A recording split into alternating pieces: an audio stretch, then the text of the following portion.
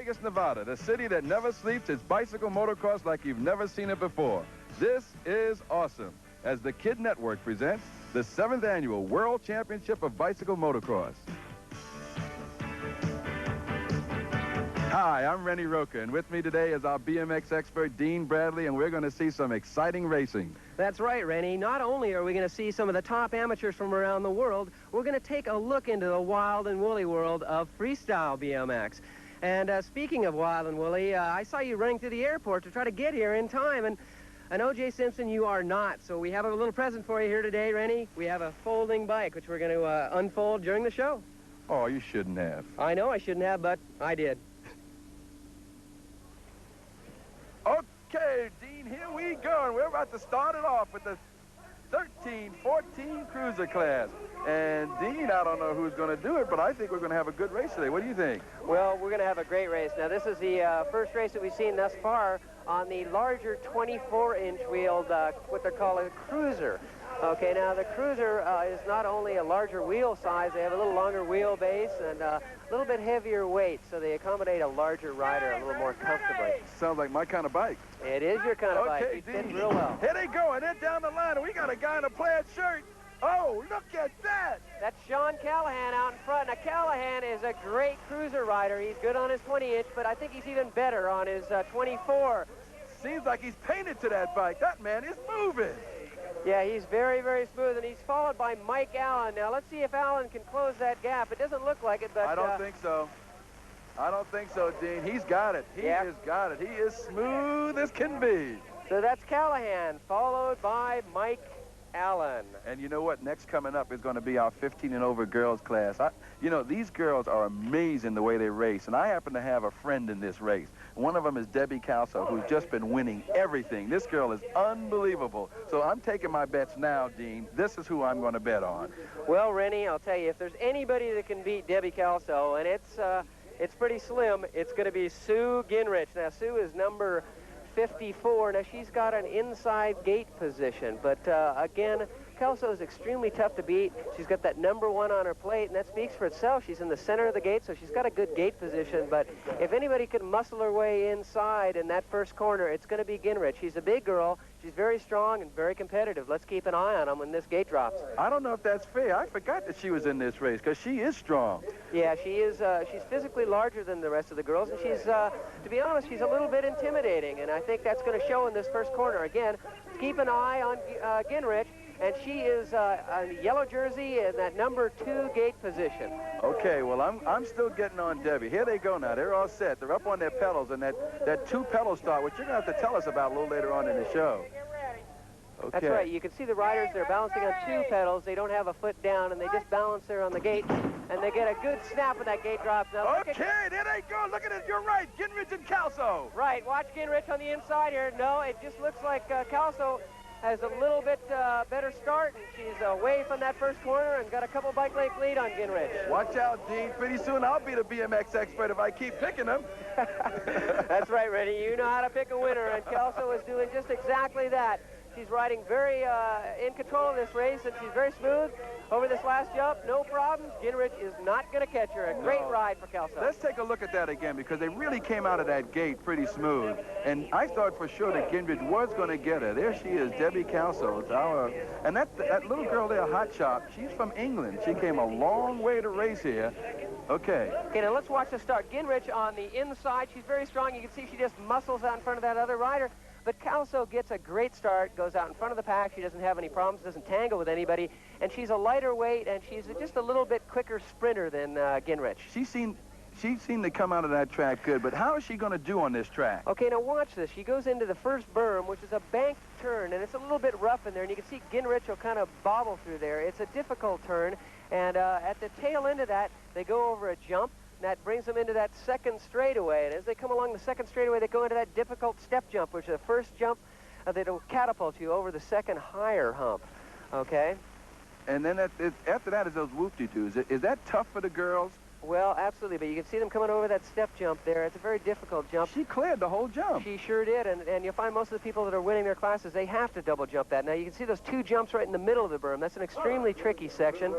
You're just having a hard time going through the turn, and they throw those 2 jumps at you. And watch, this is the most difficult section. Okay, here's those roof quads, right. Look at that, look at that. And the one I picked, Debbie Calso, she just rolled over those Yeah, things. she is very smooth, and that's a difficult section. She makes it look, oh, so easy. Now, and then you come over that last jump, and down the finish straight, and you can see it's a little bit smoother there in the last part of the track, and the riders need it at that point. They're very tired, and it's a grueling track. It's a little bit over a minute, and you can see Calso's tired, but she keeps going strong all the way to that finish line. Fantastic. Okay, here we go with the next stanza, the 15-16 Cruiser, and Dean, you tell me this is a hot race, huh? This is a great race. Now keep an eye on the 2 riders in the middle of the gate. Number 1B, Billy Griggs, has been going extremely well all day.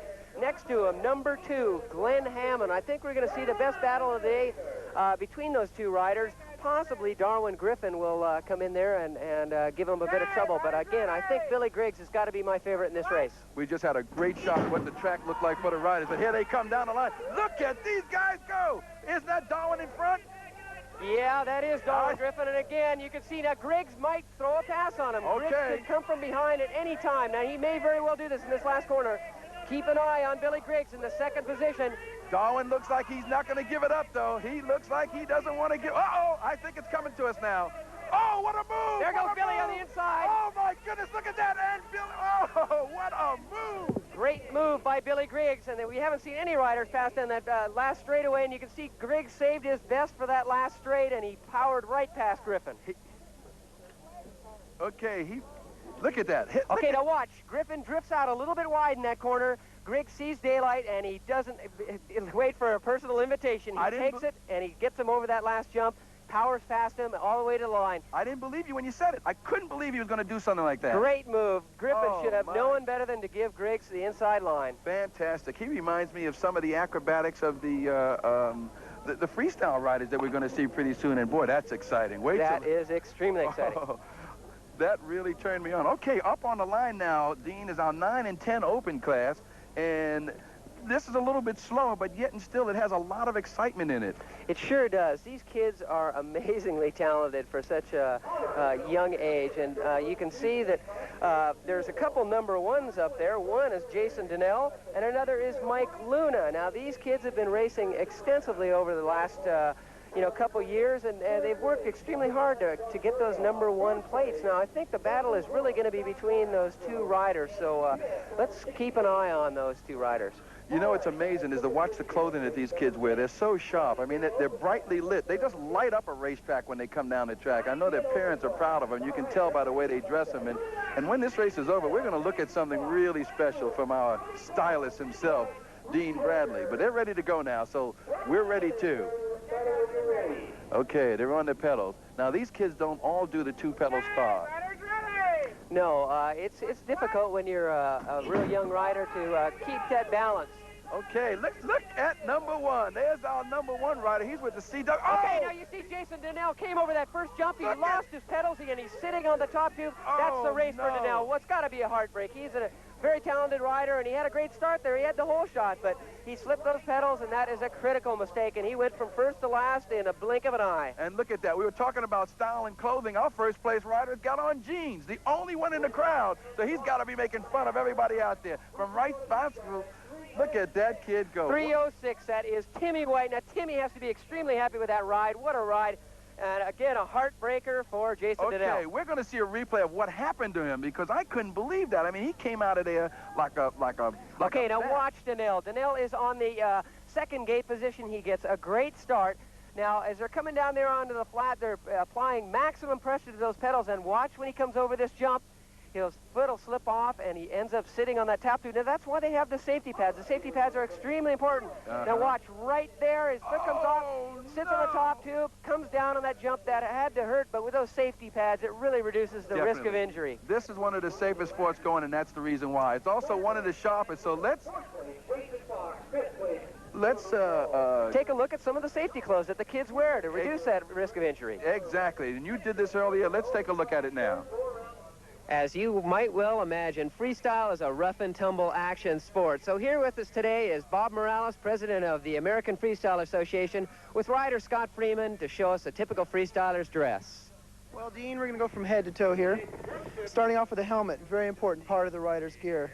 Next off would be his goggles, protects his eyes, a long sleeve jersey with good adequate elbow protection, some good racing gloves, which definitely protects his hands, racing pants, long, with knee pads, and his ankle guards, very important part, and a good rubber-soled BMX racing tennis shoe, which keeps him from slipping off the pedals.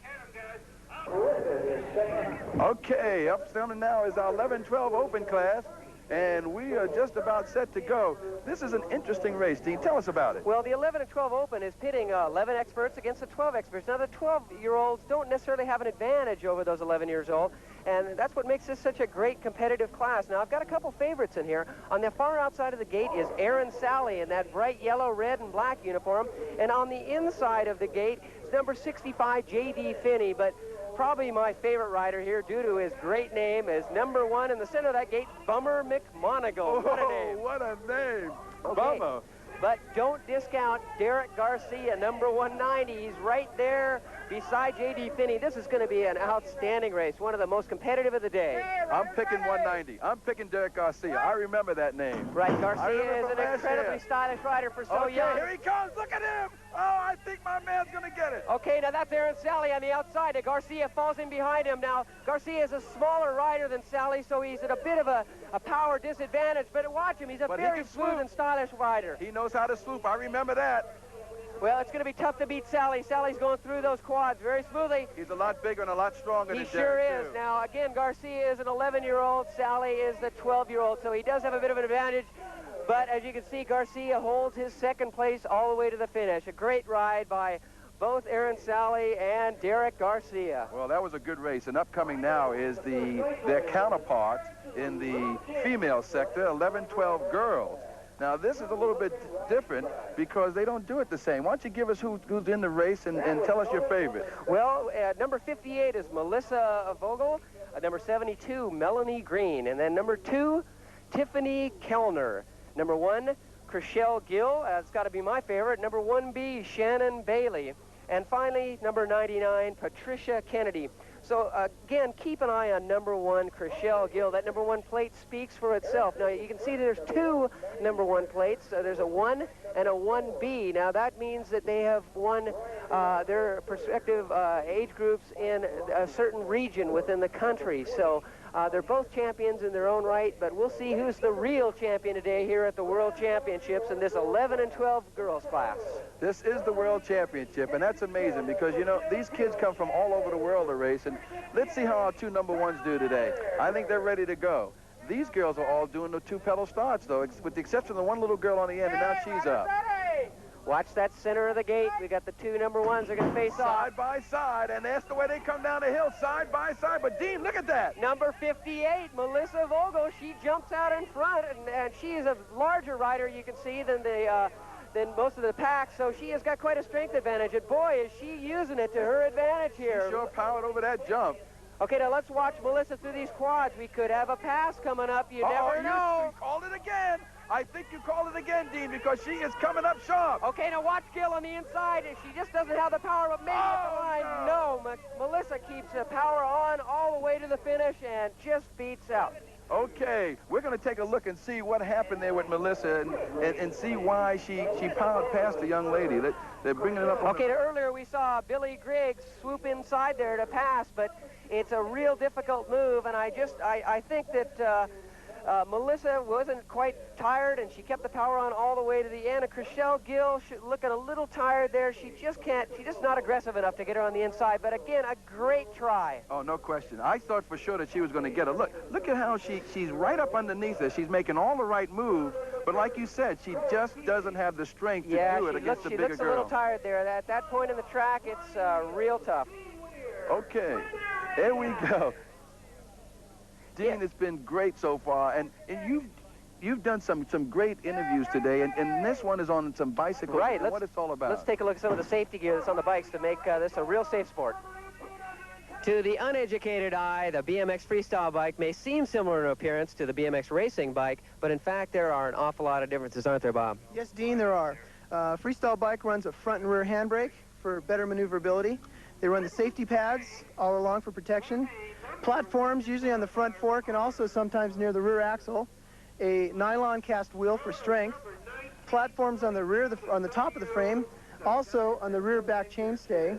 And another unique feature on a lot of freestyle frames is the bend in the top tube, which enables the wheel to turn all the way around for different tricks without getting it caught. Okay, and we'll be back with more action in just a moment.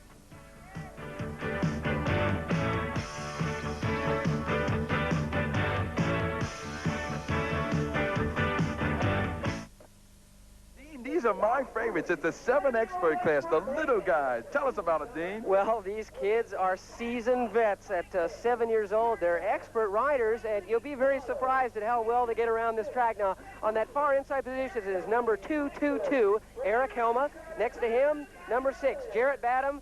Number 618 is Anthony Pilato. Number 1 is Nick Schultz. That's got to be my favorite in that center of the gate. Okay, let's see what happens to Nick. The gate's down, and Nick doesn't seem to be faring too well. It looks like number 6 in that light blue uniform, and look at these guys. Yeah, go. now that is number 6. Now watch Jarrett Badham on the outside. Oh, they're going close. He is a very strong rider, and Eric Hilma's giving him a run for his money. Watch Hilma on the outside there. He might get him. I think this is going to be a race, Dean. Look at these little guys go. And what a close battle for such a young age group. Now watch Hilma. He may pull a pass here in this last corner. You never know. I don't think he's going to make it. No, I don't think he's going to make it. Looks like Badham has got the race in the bag. Nice race by both Jarrett and Badham. What a race. What a race. Well, I'll tell you what, after something like that, we're going to take a look at the beginning, because these guys came out of the hill like mean machines. They were awesome. Well, they are 7 experts. These kids have got a lot of racing under their belts. Now, as you can see, they get a good jump out of the gate, and the riders do the 2-pedal start. These are more experienced riders than those novice riders we've seen before, and you can see they're very much in control, and actually, there's quite a lot of dicing going on down that first straight. There sure is. They're just adjusting back and forth, and it's impossible to believe that these kids are so strong at so young an age, but they are. Look at Badham. He just pulls away there into the first corner. Again, a great race. Very, very tough competition from Eric Helma. Oh, boy, what a race. And now we're going to get to the 13-14 girls class. That's going to be coming up next. And that's going to be pretty interesting, because I understand these girls are extremely strong. Oh, we've got the treat that I wanted, Dean. This is what everybody's been waiting for. We're going to look at some freestyle tricks. Probably the most basic trick in freestyle is the wheelie, and here's Bob to demonstrate it. You can see that what you do is pull up on the handlebars, continue pedaling, and you reach a certain balance point where the bike just seems to float right there. Just takes practice, and after a while you get that balance point down, and it seems real easy. Again, the pedaling and pulling up on those handlebars, very important to master that technique. Now Bob goes into a bunny hop. That's where you unweight your body, pulling up the bike, pulls up both wheels. It's quite a strength move. Takes some practice, and it takes a lot of strength in that upper body as well as the lower legs and calf. Okay, now Bob is going to go into a back hop. He's back on his back wheel. He pulls up on the bars, and he reaches that balance point as he did in the wheelie. And as you can see, he just hops there. He has the rear brake applied, and he can just bounce in that one position indefinitely. Now he goes into a front brake endo. Now, as you can see, he grabs the front brake that stops the bike, and he pushes the weight up and over the front handlebars, and you can see he can just balance there. He can pivot on the front wheel. Now he can do that into a curb. He can do that into any other stationary object, and you can see he bounces. He can go back and forth. He has quite a lot of control there. Now watch him. He'll do it into the tire this time. You see the weight up and over those handlebars. The front brake is completely applied, so the front end just completely stops. The weight goes up and over the bars, and the back end pops up off the ground, and he has great control there. Okay, now watch him from the side. You can see the weight, and he over the handlebars. He straightens out his arms. He has good control. The back end drops back down, and he just rolls out of that. Okay, it's a 13, 14-year-old girls class, and we have that young lady from England in this class, Dean, and I understand she's pretty good. She is a great rider, and she came all the way from London, England. number 3, Kelly Mulkerins. And next to her is number 1, Diana Bolins. I think it's going to be a race between those two girls. Let's run down the other riders. Number 111, Dina Corbett on the inside lane. Next to her, Kim Nibia. And on the outside of Diana is Joni White and look at Lee these Donovan. girls go. Boy, you know, these girls are just as strong as the boys are sometimes. And sometimes the races are even just as tight, like I thought we were going to have in this one. That's number 18, Lee Donovan. She's way out in front. She's got quite a commanding lead here. It's going to be difficult to catch her. Well, look at that race for second, Dean. Look at that race for second, and they are going at it tooth and nail. Right, and that race for second was just won by Joni White, who pulled away from number 520. That's Kim Nibia. Oh, boy, that was a pretty sweet race. But you know what, Dean? We saw something earlier that was just unbelievable. Brian Skur and his groundwork. Freestyle at its best. Yes, Brian Skur is quite a freestyle master, and I think you'll be amazed by some of the tricks that he performs on his bicycle.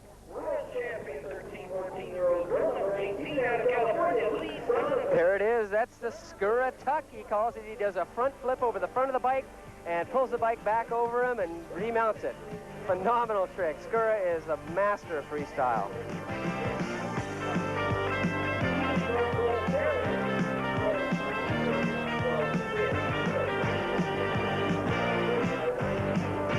Look at that.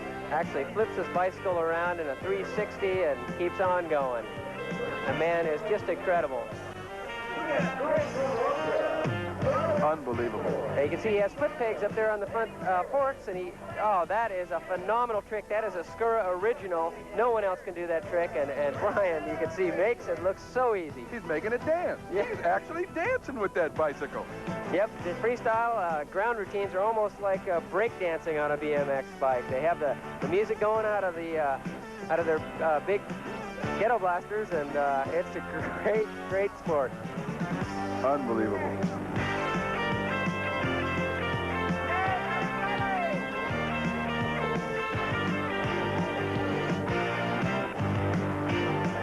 Oh, I don't believe that. That is the flip to end all flip. That's that Skura tuck. Brian is quite a showman, and he loves performing in front of people, as you can see here. Watch this, watch this. I love this. Look at that. Look at that. Yeah. Oh. Rennie, little practice, you could do that, I'm sure. Well, you know, I'm working on this bike that you gave me now, and I think I can do some freestyling on that. Well, as soon as you get that bike figured out, let us know, and we'll get you out there and have you do a freestyle routine for us. Look at that. Look at that. He is actually, like I said, dancing with the bicycle. Break dancing on wheels. You're right. That's you it. Called it.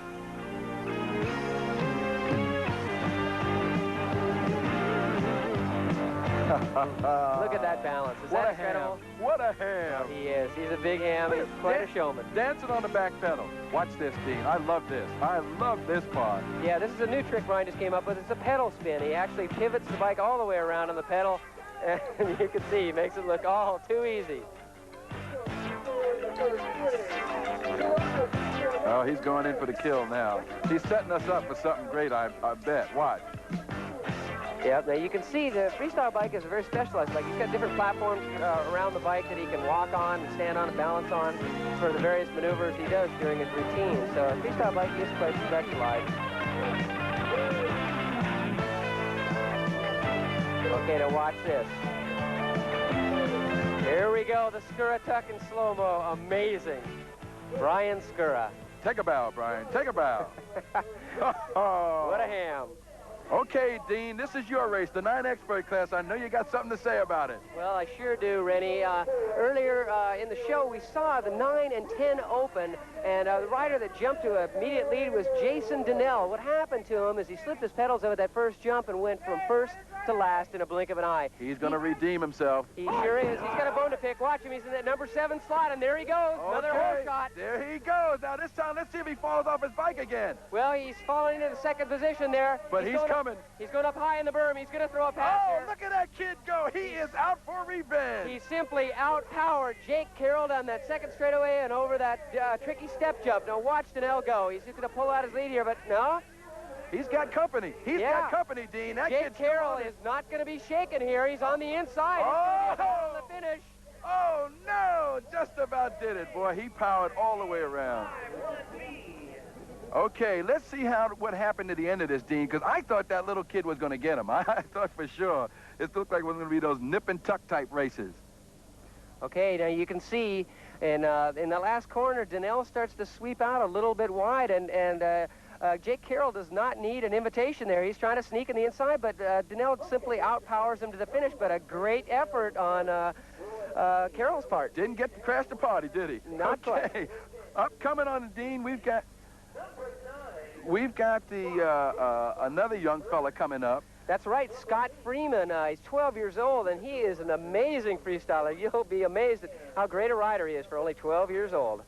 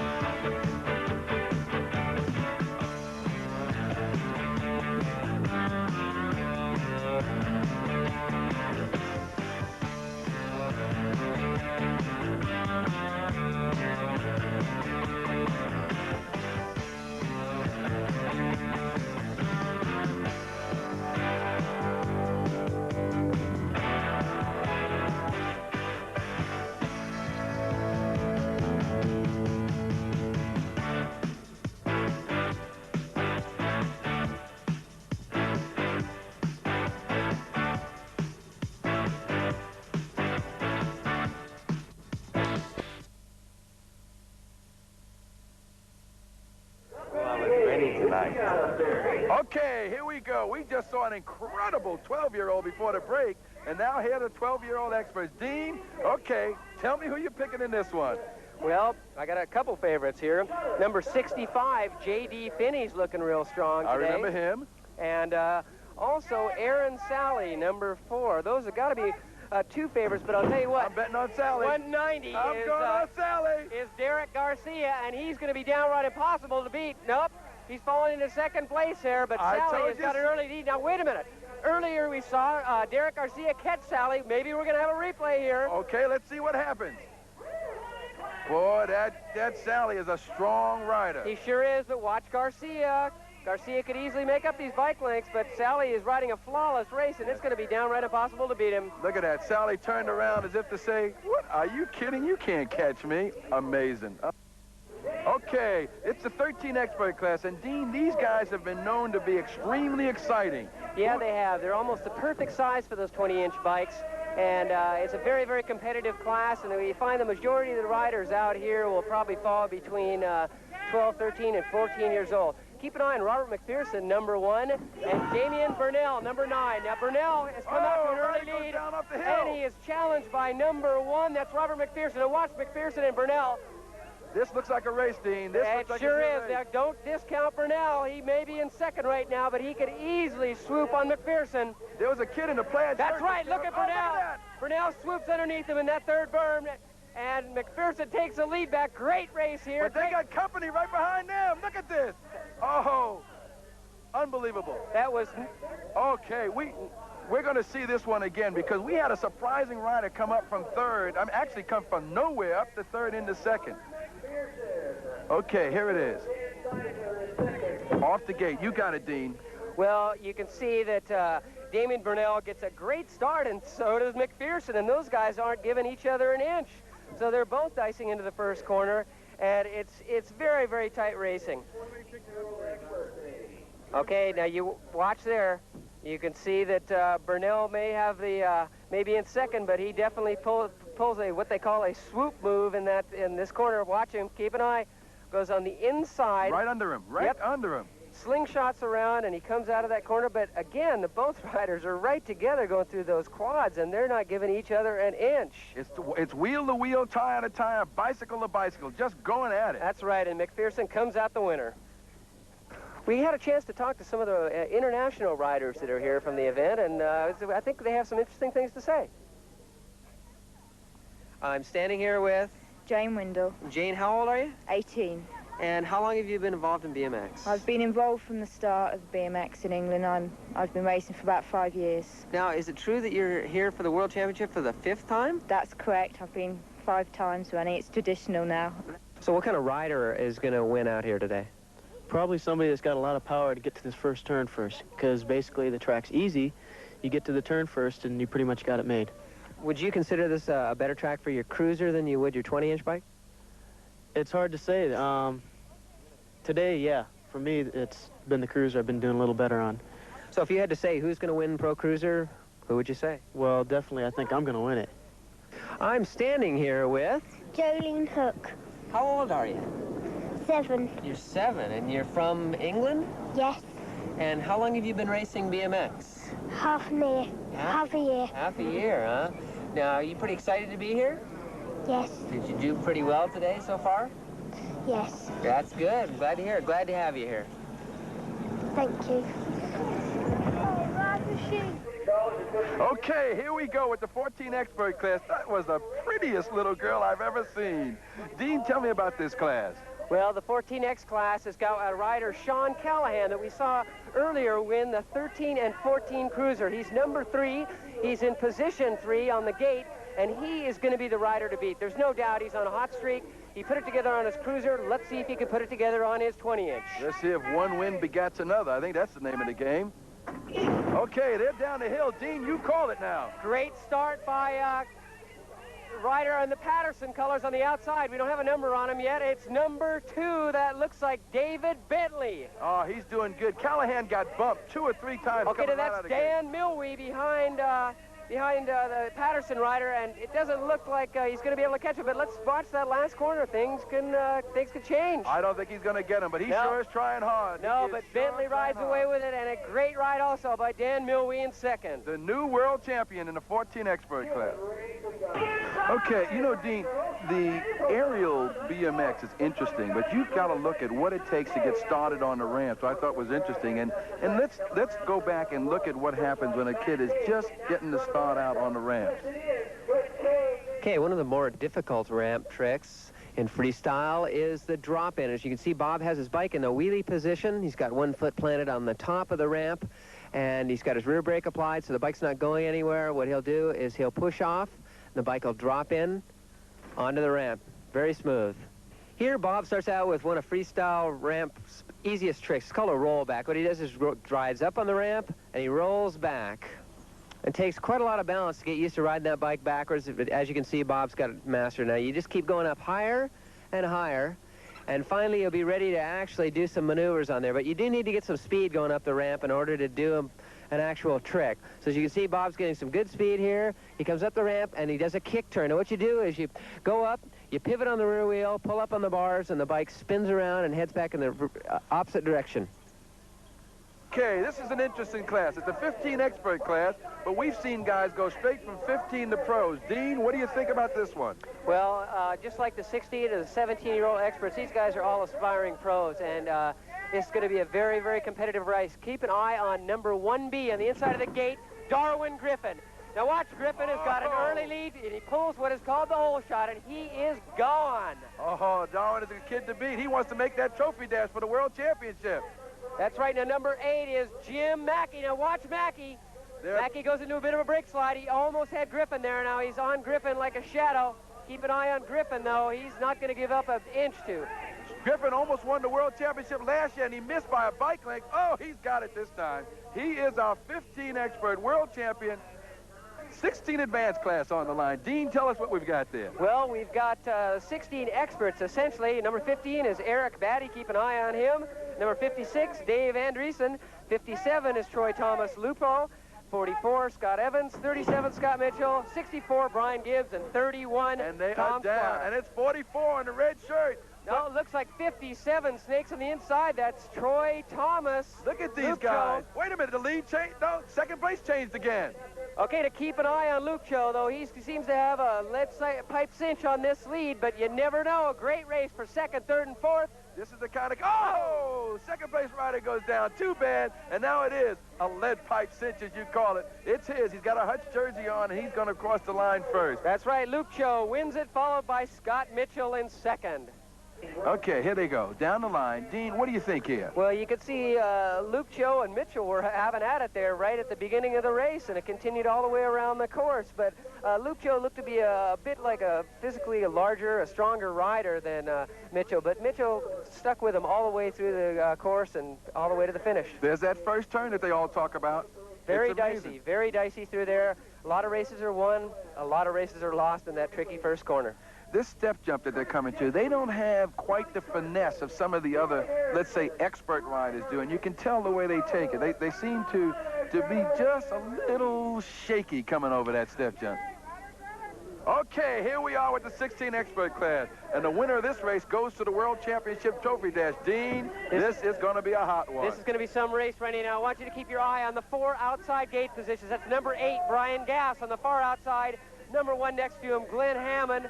And next to him, number 5, Todd Henry of Mongoose. And next to Todd is his teammate, Billy Griggs. Now, Billy's been having a great day. Let's keep an eye on Billy Griggs in the center of that gate, number 3. Okay, and they're off, and they're down the hill, and they are moving.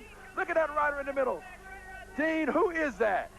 Well, that is Brian Gass out in front. Now, I can't identify the rider. It looks like number 16. That's Jeff Donnell in second. Now, watch Griggs on the inside of him. What a move. That's what right. a move. Griggs pushes him out. Now, Brian Gass and Billy Griggs are the best of friends, but when they're out here on the racetrack... There's no more friendship in this and one. He goes. Now, look at this race. Keep an eye on Griggs. He might slip inside. They're going for the World Championship Trophy. Oh, what a close race. My goodness. That was great. Good. Brian Gass kept the power on all the way to the finish line. Griggs gave it his best effort, but it was squeezed off there on the line. Didn't quite make a great race for those two.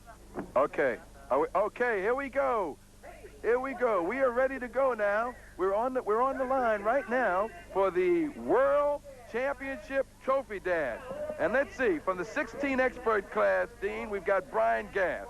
From the 15 expert class, we got Darwin Griffin. From the 14 expert class, we got David Bentley. 13 expert class, Robert McPherson, Mark Perez, who's 17 and over, Todd Henry, and Rick Palmer. And Dean, I'm going to let you take a look at that. Well, Rennie, I'll tell you, this is a real tough choice on my part to pick a winner. As far as gate positions go, Todd Henry on the inside there is looking pretty good.